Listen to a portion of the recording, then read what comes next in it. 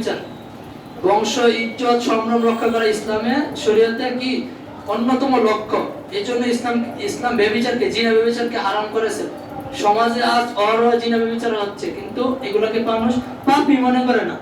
জিনা ব্যভিচার প্রত্যেকটা সমাজে থেকে শুরু করে শহরে গঞ্জে আপনার জিনা ব্যভিচারে ছড়াছড়ি।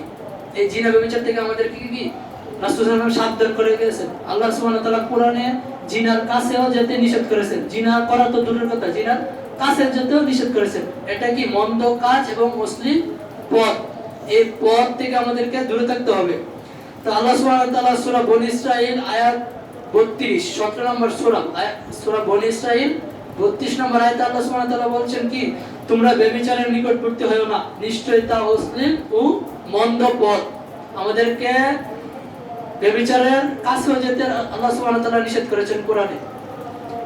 শরীয়তে পর্দা ফরজ। সূরা নিসা 24 নম্বর সূরার 31 32 নম্বর আয়াতগুলো আপনি পড়ে দেখবেন যে এখানে আল্লাহ সুবহানাহু ওয়া তাআলা প্রথমে পুরুষের পর্দার কথা বলেছেন এবং পরে নারীদের পর্দার কথা বলেছেন। পুরুষরাও পর্দা করতে হবে, নারীরাও পর্দা করতে হবে। কবিরা